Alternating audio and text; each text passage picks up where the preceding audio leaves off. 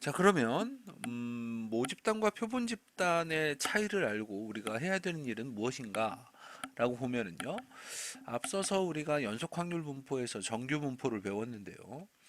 정규 분포에서 어떤 확률을 구했냐면 x가 뭐보다 작거나 같은 확률을 구하여라 그러면 이걸 그냥 연산하면 우리가 확률을 계산할 수가 없으니까 표준 정규 분포로 바꿔주죠. 표준화를 해서 그래서 평균을 빼고 표준 편차로 나눠 가지고 요거를 이렇게 바꿔서 표준 정규 분포표를 보고 확률을 구했단 말이죠.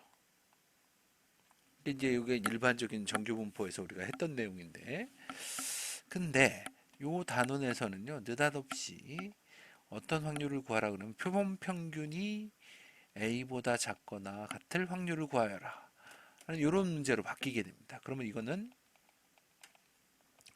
표본 집단에 있는 표본 평균의 정규 분포가 필요하거든요.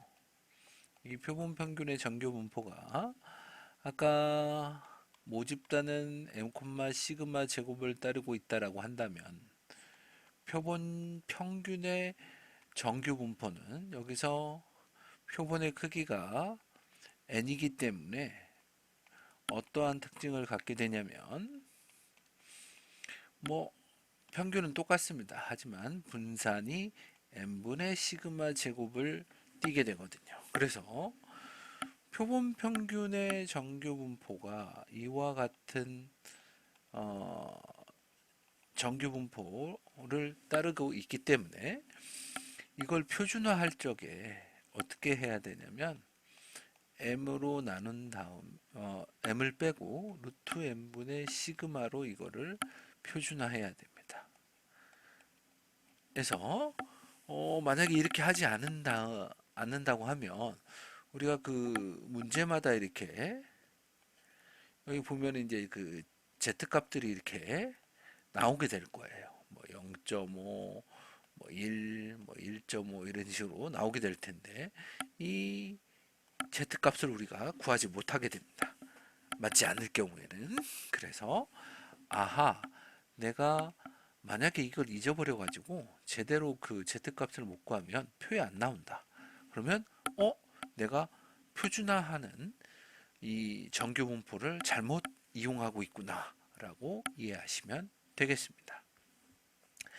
자, 그러면 이렇게 표본 집단, 즉 표본 평균의 확률을 구할 때 우리가 그 표본 평균의 분포를 사용을 하시면 되는데요.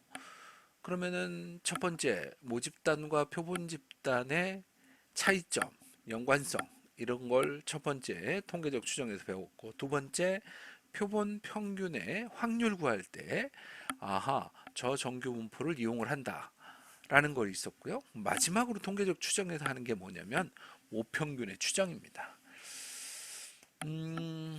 여기 보시면은요, 우리가 어떤 모집단이 있는데 얘네들을 우리가 모집단을 추정을 하니까 표본 집단의 평균을 가지고 모집단을 어떤 K 값보다 작거나 같을 요거 확률을 내봤는데 이 확률이 0.951일 때 이때를 우리가 95%의 신뢰 구간이라고 얘기를 하고 이게 만약에 0.99 이렇게 나오면 얘는 99%의 신뢰 구간이라고 합니다.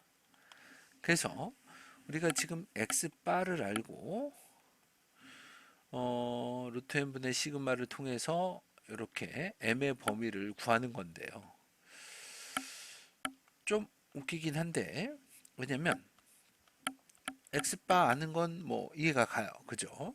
그런데 k 곱하기 루트 n분의 시그마를 할 때 n은 표본의 크기예요. 근데 저 시그마라고 하는 건 모집단의 표준 편차거든요. 근데 우리가 모집단을 몰라가지고 지금 추정을 하고 있는데 모집단의 표준 편차를 어떻게 하냐?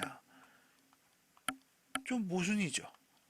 그런데 우리가 오랫동안 통계를 하다 보니까 알게 된 사실인데, 모집단의 표준 편차를 모를 때는 그냥 표본 집단의 표준 편차로 가름을 한다라고 얘기를 하고 있습니다. 그래서 여러분들은 모집단의 표준 편차가 꼭 필요한 건 아니구나. 혹시 주어지면, 문제에서 주어지면 그냥 그대로 쓰시면 되고요.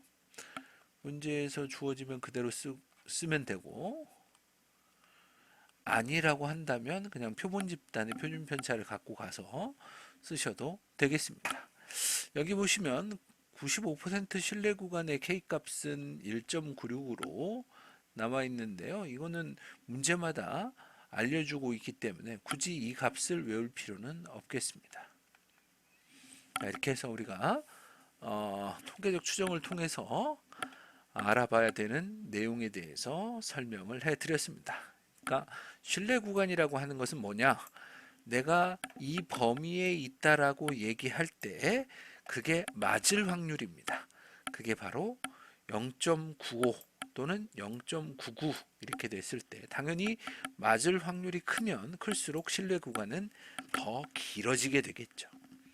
그러니까 내가 뻥쟁이가 되고 싶지 않으면 내 키는 3m 이하다 라고 이렇게 얘기를 하면 되는데, 그러면 뭐 당연히 맞을 확률은 높겠죠. 하지만 정보로서의 가치는 떨어진다라는 거 기억해 두시면 되겠습니다. 수고하셨습니다.